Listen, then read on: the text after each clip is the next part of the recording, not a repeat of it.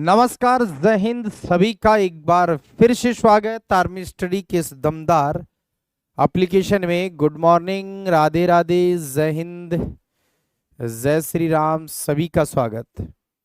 तो दोस्तों, तंत्र नंबर ले रहे हैं 7। 6 तंत्र हम पढ़ चुके हैं। 7वां तंत्र हम आज शुरुआत करेंगे, जिसका नाम है रक्त परिसंचरण तंत्र, यानी कि ब्लड सर्कुलेशन सिस्टम की बात करेंगे जी आज हम। ठीक है ना। अनूप गुजर, थैंक यू भाई। बिल्कुल कुणाल भाई, गणपति बाबा मोरिया। गणेश चतुर्थी की आप सबको हार्दिक शुभकामनाएं। आज सबको पता है गणेश चतुर्थी है, और कहते हैं ना, प्रथम सिंहरू शारदा गणपति गणराज, पहले मना हूं गणपति ने। ठीक है ना। तो सबसे पहले हम कोई भी काम करते हैं तो हम विंध्याक जी महाराज यानी कि गणेश जी महाराज को हम मनाते हैं। तो आज उनकी चतुर्थी, गणेश चतुर्थी है ना। बहुत ही धूमधाम से मनाते हैं इसको। और शाम को लगता है इसका, शाम को आप भी मनाना भाई। चलिए, तो शुरुआत करें अपने इस सेशन की। और आज हमारा जो टॉपिक है वो है ब्लड सर्कुलेशन सिस्टम, रक्त परिसंचरण तंत्र।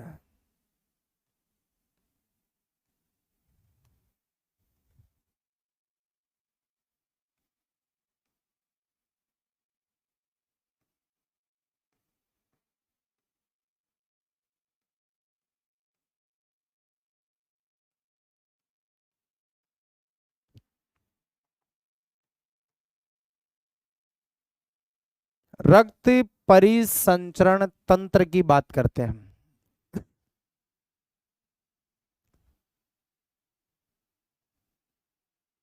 हाँ, ग्रुप डी का एग्जाम निकल जाएगा बिल्कुल।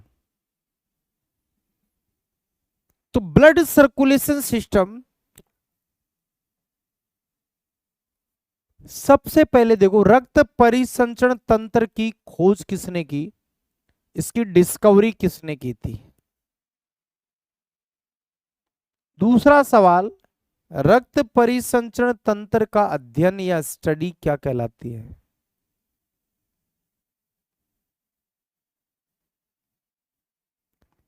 तो ब्लड सर्कुलेशन सिस्टम, इसकी डिस्कवरी किसने करी, इसकी खोज किसने की। ठीक है ना। विक्की शेखावत, पीछे की क्लास से कर लेना भाई, जब छुट्टी मिले या टाइम मिले तब। आज नए टॉपिक है, इसको यहां से शुरुआत कर लो, कोई दिक्कत नहीं है। इसकी खोज की थी विलियम हार्वे ने।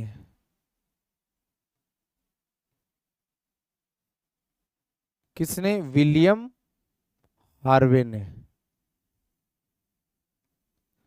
ब्लड सर्कुलेशन सिस्टम की खोज किसने की?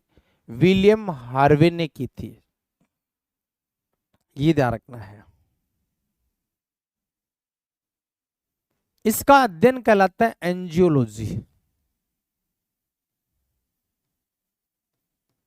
एंजियोलॉजी।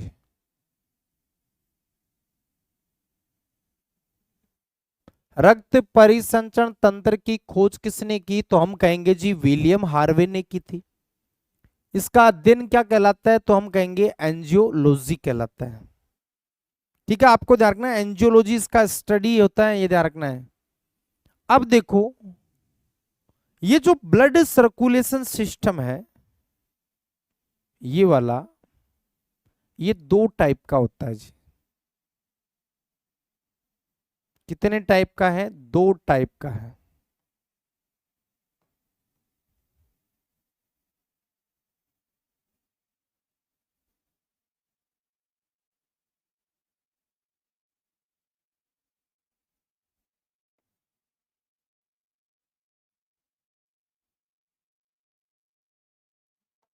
कितने टाइप का है? 2 टाइप का है। एक तो होगा खुला परिसंचरण तंत्र।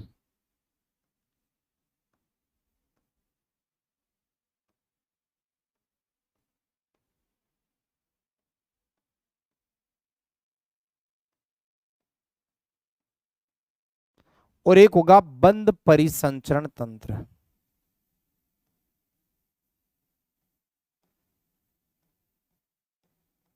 बंद परिसंचरण तंत्र।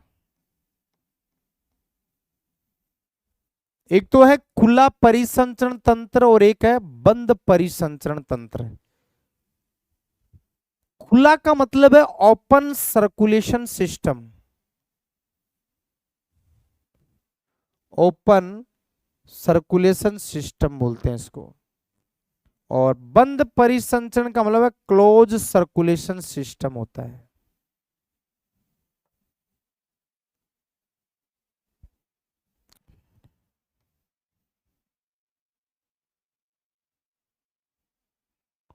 तो खुला और बंद परिसंचरण पे आते हैं, चलो।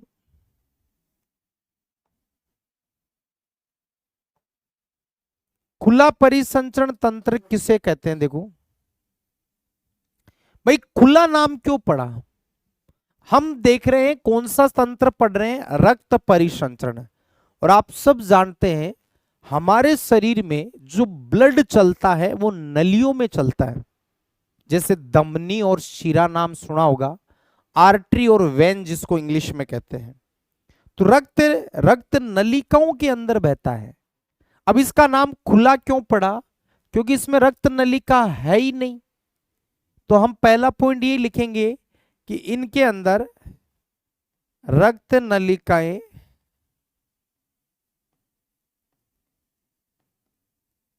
अनुपस्थित है।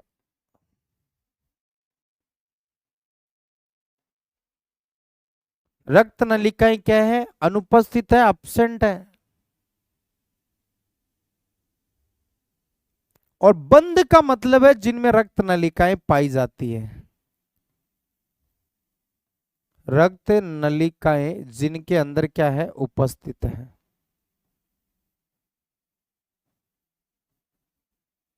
जिनमें ब्लड वेसल्स पाई जाती है, रक्त नलिका पाई जाती है। ठीक है, ये ध्यान रखना है।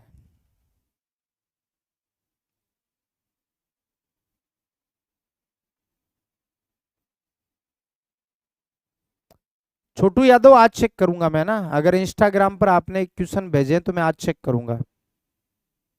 ठीक है ना? सर आपकी इंस्टा आईडी क्या है? मेरी इंस्टा आईडी है डीएस गुरु आर्मी स्टडी के नाम से। ठीक है ना? आज देखूंगा छोटू यादव। तो जिनमें ब्लड वेसल्स या रक्त नलिका पाई जाती है, भाई देखो नाम खुला क्यों पड़ा? जिसमें रक्त नलिका नहीं है, रक्त खुला बहता है। खुला का मतलब जो कैविटी होती है, खाली जगह, उसमें बहता है। और जिनमें रक्त नलिकाएं पाई जाती है उसको बंद कहा जाता है।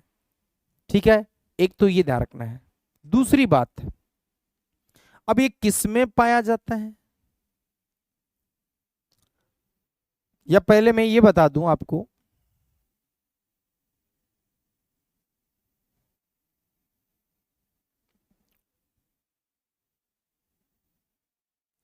कि इनके अंदर रक्त नलिकाएं नहीं है, तो इनमें रक्त खुला बहता है।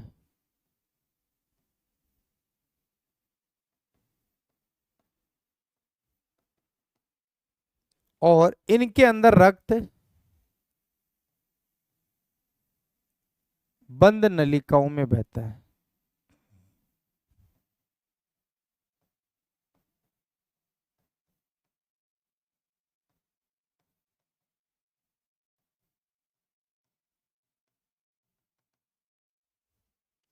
रक्त है वो बंद नलिकाओं के अंदर बहता है, ये ध्यान रखना है।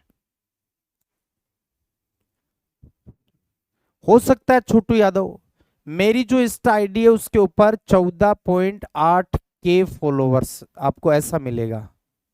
ये फॉलोवर्स है, ये वाले आईडी मेरी है। बाकी मेरे नाम से कई फर्जी भी मिल जाएगी आपको आईडी, लेकिन जिसमें आपको इतने फॉलोवर्स दिख जाए वो आईडी है मेरी। बाकी दूसरी आईडी है वो फेक हो सकती है। अब देखो, जिनमें रक्त खुला बहता है वो तो है खुला, जिनमें रक्त नलिका है नहीं। जिनमें रक्त बंद नलिकाओं में बहता है उसमें रक्त वाहिनियां पाई जाती है।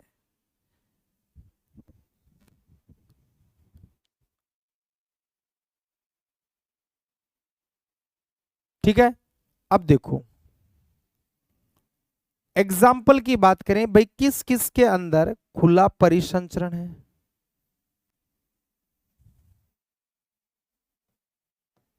और किस किस के अंदर बंद परिसंचरण है? खुला परिसंचरण जो है वो तो पाया जाता है एक तो ऑर्थोपोडा में।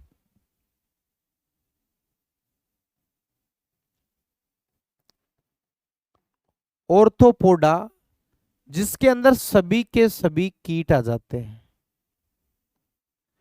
जितने भी कीट है वो सब ऑर्थोपोडा में आते हैं, उनमें खुला परिसंचरण होता है। और एक आता है मोलस्का।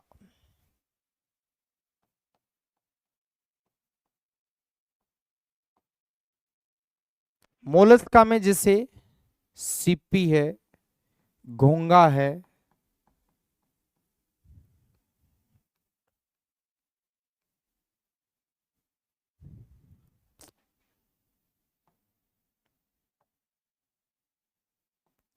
ऑक्टोपस है।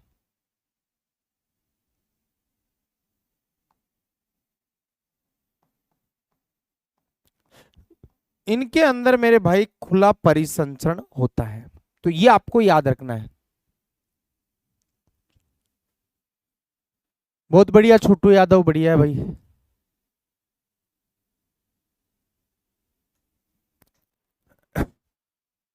इसके अलावा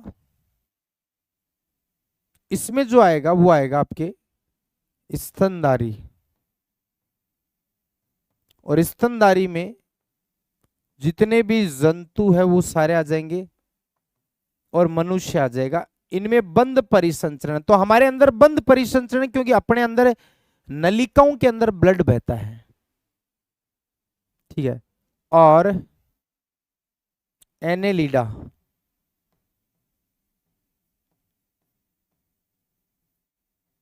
इसमें आएगा केंचुआ, जोंक नेरिस, जोंक है, नेरिस है।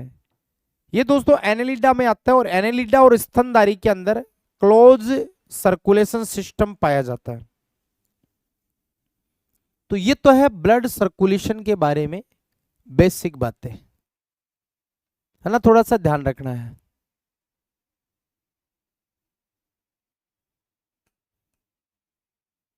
पढ़ो एक बार इसको, फिर आगे चलते हैं।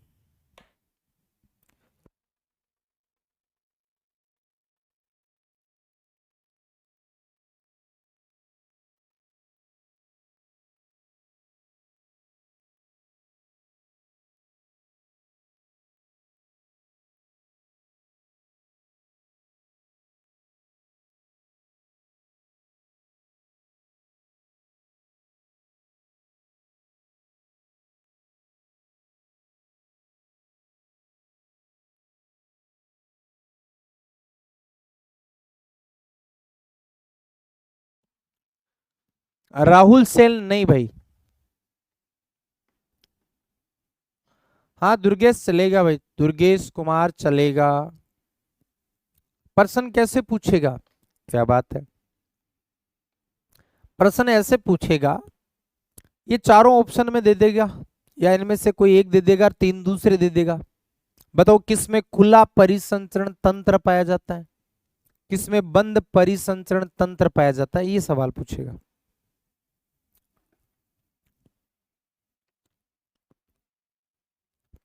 सतीश बिल्कुल कर देंगे भाई, इंपॉर्टेंट।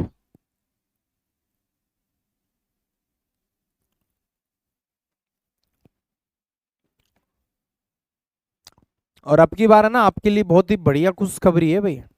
आपके एग्जाम से पहले आपके टॉपिक वाइज साइंस की ऑब्जेक्टिव और तैयार कर रहा हूं मैं बुक। टॉपिक वाइज ऑब्जेक्टिव सवाल वो और तैयार कर रहा हूं मैं।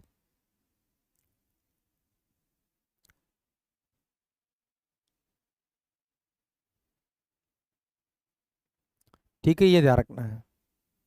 तो जिससे क्या होगा, एग्जाम के नजदीक अभी थ्योरी वाली बुक है उसको अच्छे से कवर कर लो, फिर एग्जाम के नजदीक ऑब्जेक्टिव और निकाल लेना, फिर दिक्कत नहीं आएगी।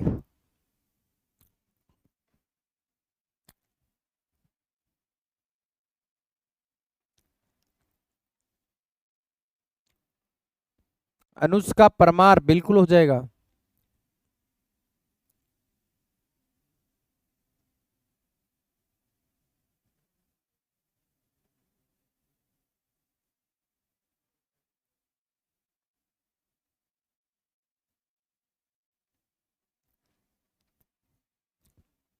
चले आगे, चलो। अब दोस्तों हम बात करेंगे सबसे पहले ब्लड की।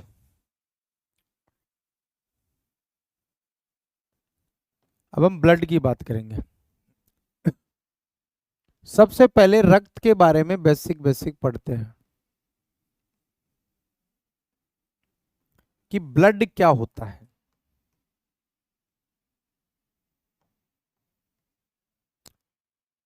देखो, रक्त के बारे में छोटे छोटे सवालों पर चर्चा करते हैं हम।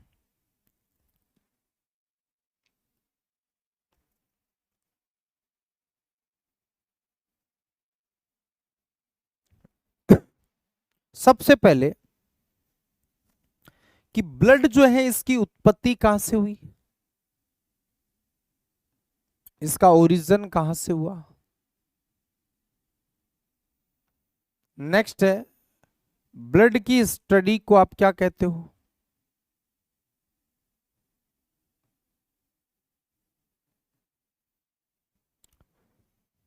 तो देखिए, रक्त की उत्पत्ति हुई है मीजोडर्म से।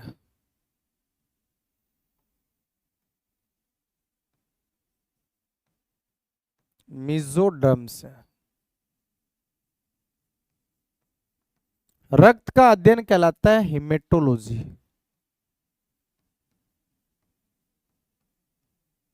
क्या कहलाता है, हिमेटोलॉजी कहलाता है। मीजोडर्म से उत्पत्ति हुई है, हिमेटोलॉजी इसका अध्ययन कहलाता है। अब आता है ब्लड है क्या। भाई सवाल ये भी तो आता है ना कि रक्त क्या है। अभी बुक अपनी आउट ऑफ स्टॉक है ना। बुक आपको है ना लगभग दीपावली के नजदीक से है ना आपको ऑफर के साथ दिलवाएंगे भाई। तो देखो,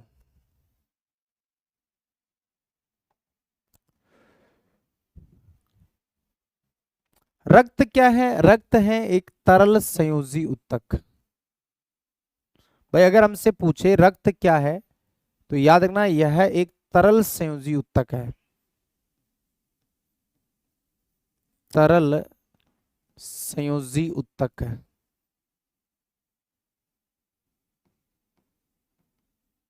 भाई ब्लड क्या है, एक तरल संयोजी उत्तक है। तरल संयोजी उत्तक का मतलब, तरल का मतलब होता है द्रव, संयोजी का मतलब होता है कनेक्ट करने वाला, उत्तक का मतलब होता है टिश्यू। जो आपस में कनेक्ट करता है वो टिश्यू होता है। नेक्स्ट है, और क्या है ब्लड, और है याद रखना, यह एक कोलाइडी विलियन है।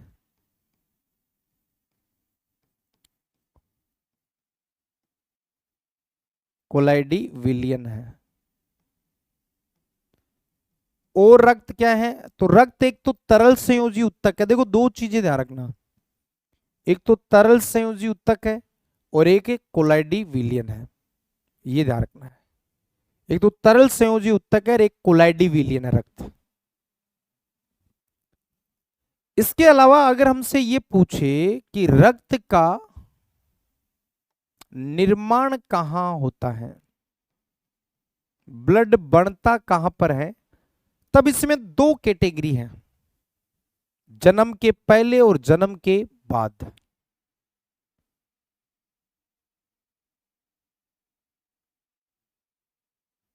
इसमें दो कैटेगरी बन जाएगी। एक तो आएगा जन्म से पहले,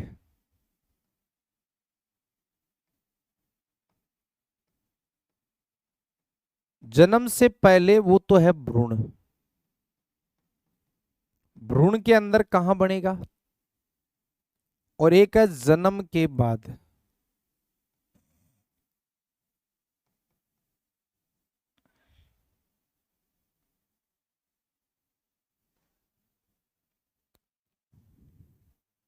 बच्चे में और वयस्क में कहां बनेगा।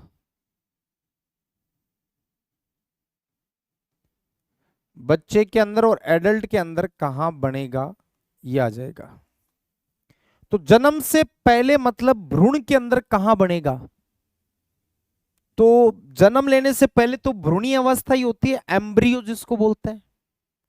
तो यहां तो बनेगा यकृत व पलीहा में, यकृत व पलीहा में। देखो आजकल का पैटर्न थोड़ा सा पूछने का चेंज कर दिया टीसीएस ने। तो आपको ध्यान रखना है, लीवर और हमारे पलीहा का मतलब होता है स्प्लीन।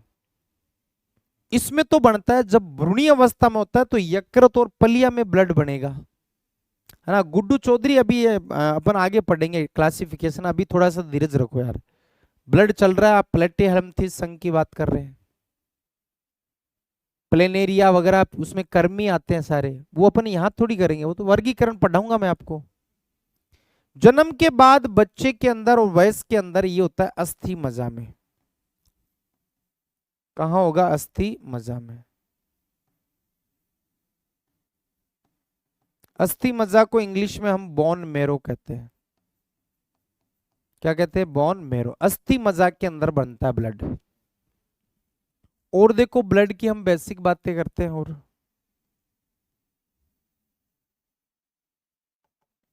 नेक्स्ट है ब्लड का पीएच मान बताओ।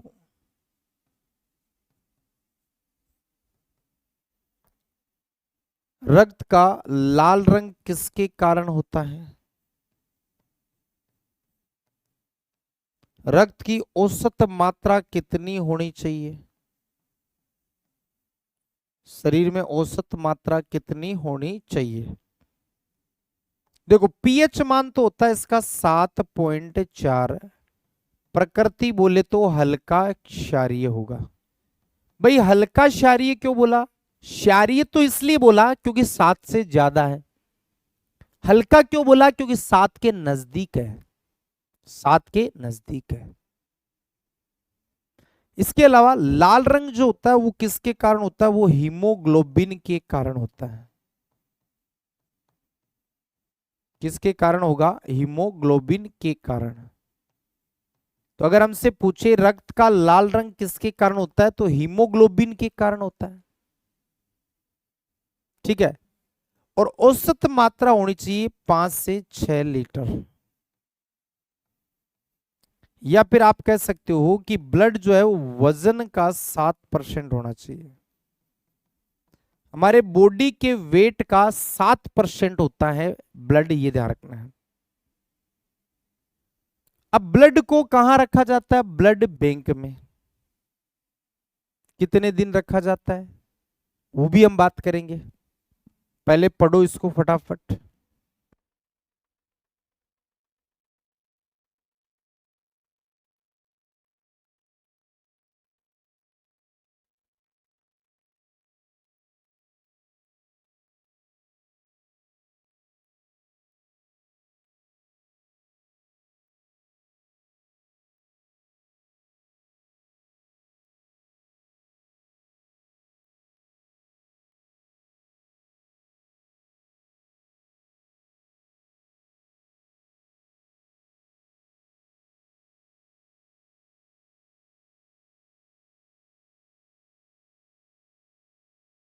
पढ़ो देखें।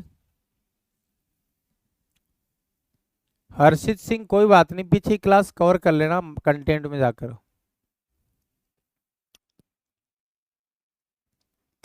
चेतन रमेश, टी भर्ती के लिए वही हमारी पुरानी वाली बुक्स ही है जो अभी चल रही है, 2025 वाली बुक वही लेना।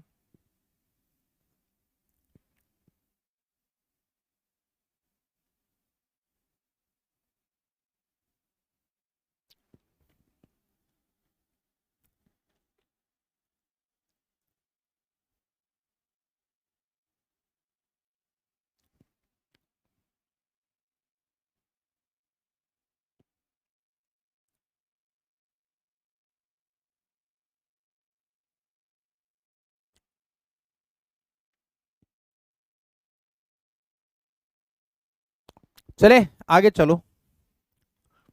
अब देखो हम ब्लड को जब डोनेट करते हैं तो उस ब्लड को ब्लड बैंक में रखा जाता है। कहाँ रखते हैं? ब्लड बैंक में।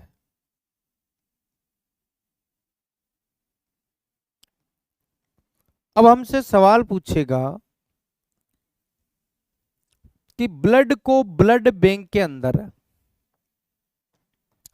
आप अधिकतम कितने दिन रख सकते हो, किस ताप पर रख सकते हो, और कौन सा पदार्थ मिला के रखते हो। ब्लड को ब्लड बैंक में अधिकतम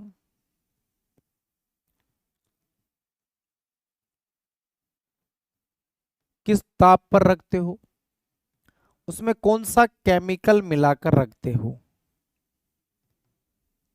तो ब्लड को ब्लड बैंक में अधिकतम 30 दिन रखा जाता है। कितने दिन? 30 दिन रखा जाता है, 30 डेज। ताप होता है, किस ताप पर रखा जाना चाहिए? तो ±4 डिग्री सेंटीग्रेड। भाई प्लस माइनस का मतलब है अगर ज्यादा ठंड है तो +4 डिग्री तक, ज्यादा गर्मी है तो -4 डिग्री तक रख दो। लेकिन उसमें एक केमिकल मिलाया जाता है, वो है सोडियम सिट्रेट।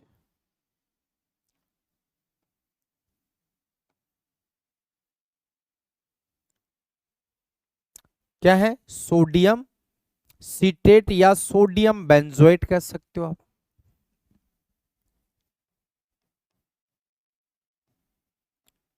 Sodium benzoate.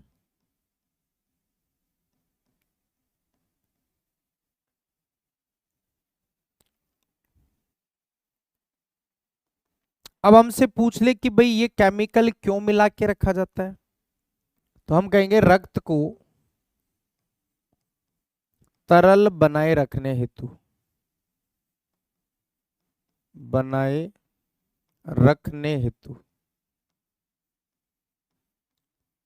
अगर ब्लड को तरल बनाकर रखना है तब हमें ये केमिकल मिलाकर रखना पड़ेगा। इसके अलावा एक और ध्यान रखना, 1 यूनिट के अंदर कितना ब्लड होता है। तो 1 यूनिट में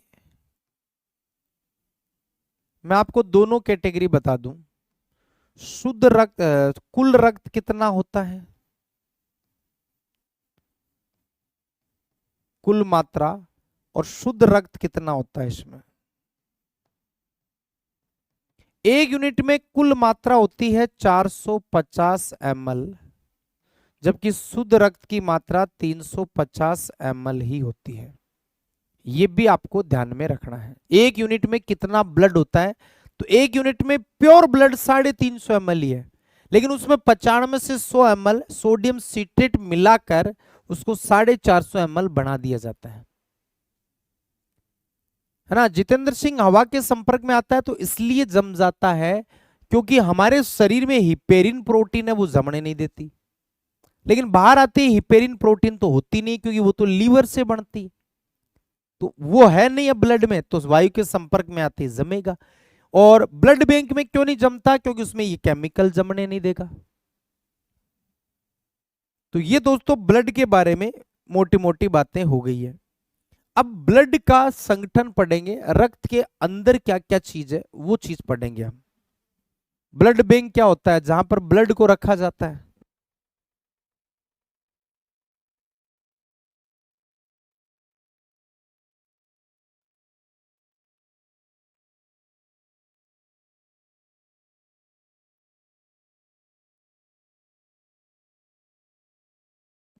ठीक है, ब्लड बैंक वो होती है जहां ब्लड रखा जाता है।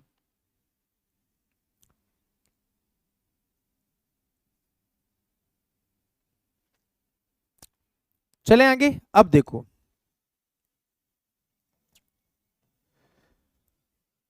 रक्त का संगठन पढ़ेंगे अब।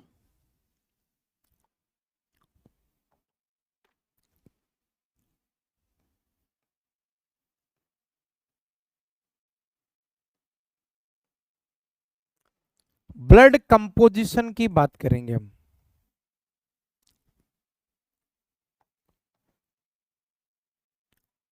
यानी कि रक्त में दो प्रकार के पदार्थ पाए जाते हैं।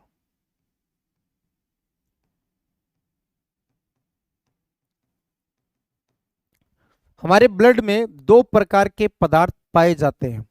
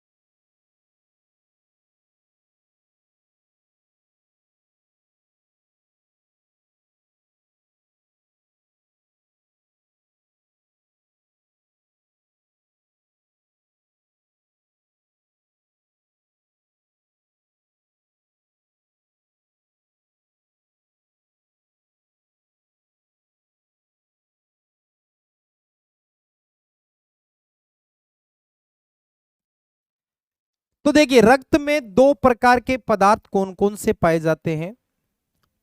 तो आ जाओ।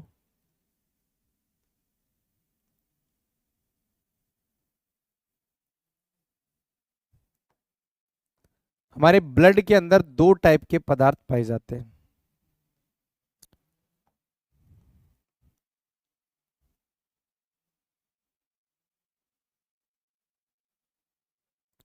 रक्त में दो प्रकार के पदार्थ देखो कौन कौन से हैं। एक तो है मेरे भाई रक्त के 55% भाग में,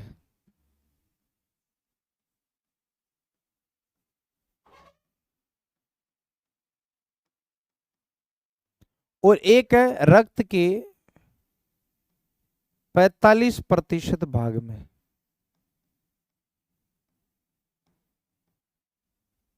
एक तो 55% भाग में और एक 45% भाग में। 55% भाग में क्या पाया जाता है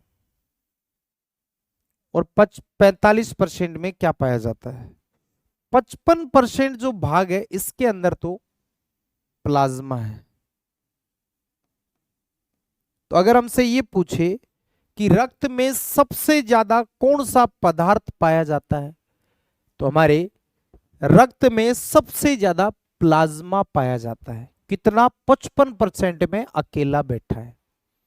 इधर आ जाओ, 45% में आपके, इसको आप कह दो रुधिराणु,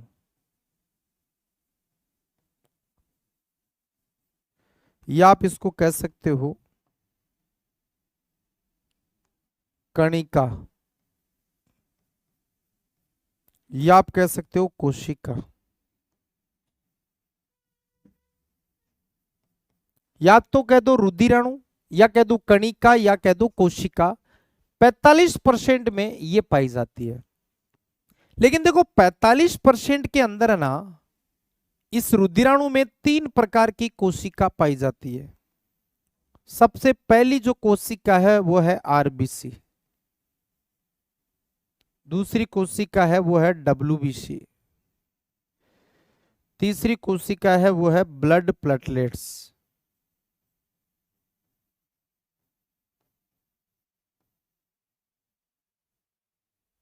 आरबीसी तो आप जानते हो, लाल रक्त कणिका।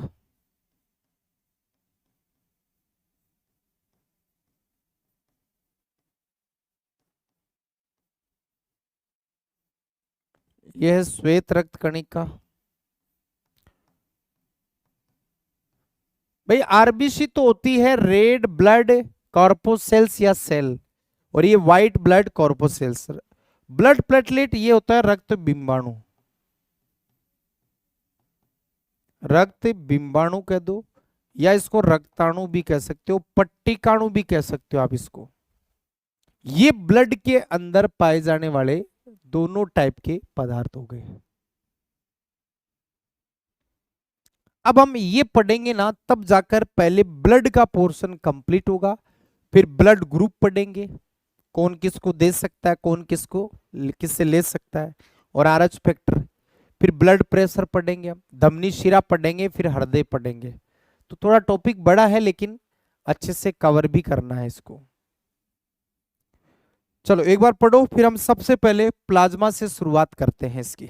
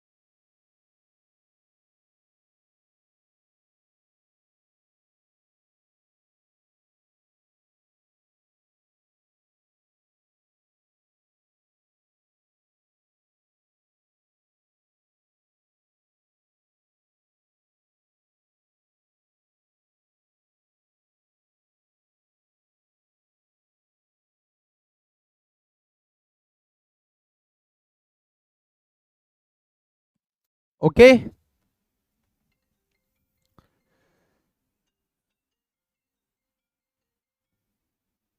हाँ, प्लाज्मा 55% भाग में, और ये 45% में, ये तीनों है। अब चलो हम सबसे पहले प्लाज्मा की बात करें।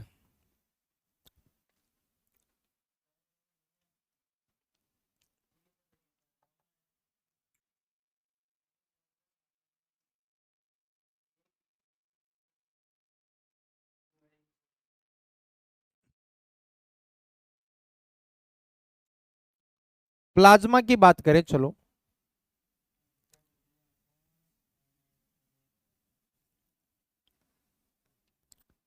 रक्त के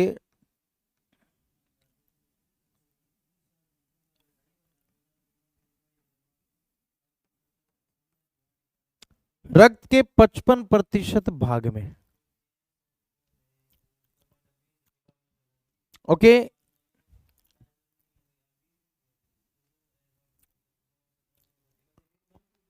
ये दोस्तों ध्यान रखना, पीले रंग का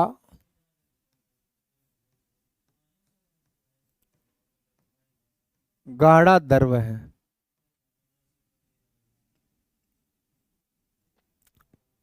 पीले रंग का गाढ़ा द्रव होता है। गाढ़ा का मतलब जो थोड़ा सा गोंद की तरह होता है, एकदम लिक्विड नहीं होता, पानी की तरह। अगर मैं इसके खुद के संगठन की बात करूं कि प्लाज्मा खुद कैसे बना है,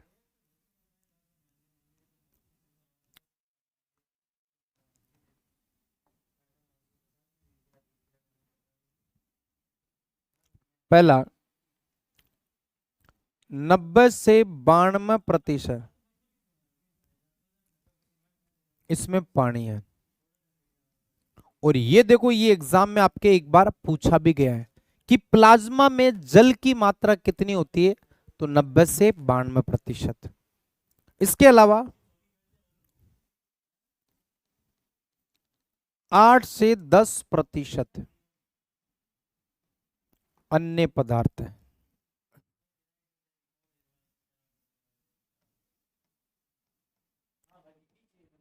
अन्य पदार्थ, अब अन्य पदार्थ में क्या क्या है?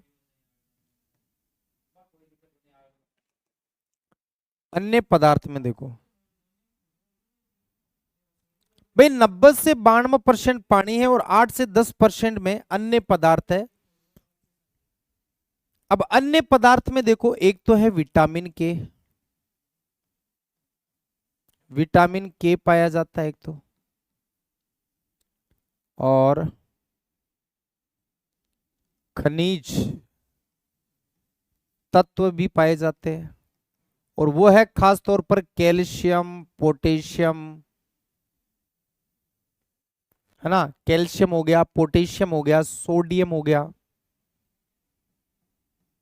इसके अलावा तीसरा पार्ट है प्रोटीन। अब प्रोटीन है ना, वो अलग अलग है। प्रोटीन में जैसे देखो, सबसे पहला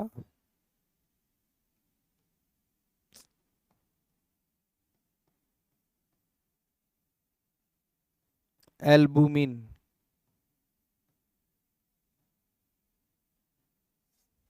कौन सी? एल्बुमिन। ग्लोब्यूलिन है,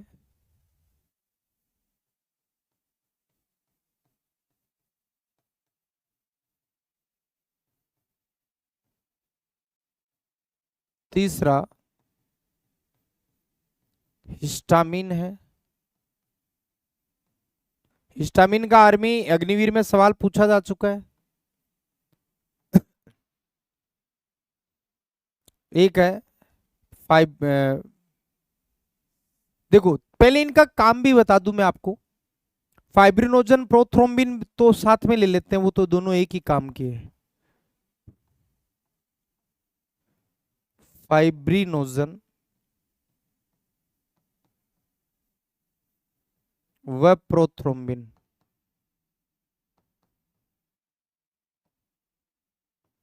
और पांचवी है हिपेरिन। चलो इन सब का एक एक का हम वर्क देखते हैं, क्या क्या है, क्या क्या सवाल इसका बनता है। एल्बुमिन रक्त में सर्वाधिक पाई जाने वाली, रक्त में सर्वाधिक मात्रा में प्रोटीन। अगर पूछ ले ब्लड में सबसे ज्यादा, देखो बहुत तगड़ा सवाल बनता है, रक्त में सबसे ज्यादा कौन सी प्रोटीन है? एल्बुमिन है। कौन सी है? एल्बुमिन। ग्लोब्यूलिन ध्यान रखना, प्रतिरक्षी का निर्माण, प्रतिरक्षी का मतलब एंटीबॉडी जो रोगों से बचाती है, इसको इंग्लिश में बोलते हैं एंटीबॉडी का निर्माण। एंटीबॉडीज बनाने वाली प्रोटीन है। हिस्टामिन एलर्जी संक्रमण में, एलर्जी संक्रमण में ये सक्रिय होती है जब भी कोई एलर्जी होती है। हाँ हिस्टामिन वाला आया था। हिस्टामिन एलर्जी जब भी होती है, कोई मान लो हमने जहरीला कोई कीट या कोई पानी के साथ, भोजन के साथ अंदर निगल गए, तो शरीर में एलर्जी बनाने वाली ये प्रोटीन है, ताकि हम दवाई लेकर उसको दबा सके। फाइब्रिनोजन और प्रोथ्रोम्बिन है ना, ये रक्त का थक्का बनाती है, रक्त का थक्का बनाना। जब चोट लगती है तो ब्लड क्लोटिंग का काम यही करती है, और हिपेरिन का काम है रक्त को जमने से रोकना। ये जमने नहीं देती, ये उल्टा काम करती है इनका, रक्त को जमने से रोकने का कार्य वो हिपेरिन का है।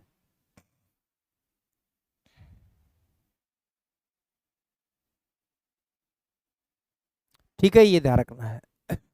तो ये दोस्तों प्लाज्मा के बारे में हो गया महत्वपूर्ण, एक जहां से सवाल बनता है। एक मैं अलग से लिख रहा हूं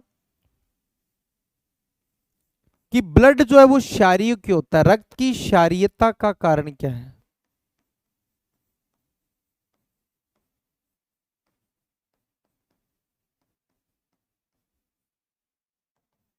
भाई ब्लड जो है वो क्षारीय क्यों होता है? अम्लीय क्यों नहीं होता, क्षारीय ही क्यों होता है? तो इसका कारण है प्लाज्मा में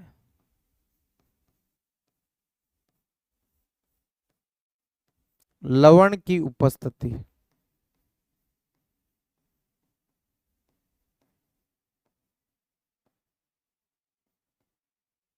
भाई ब्लड का पीएच मान 7.4 होता है, क्षारीय होता है।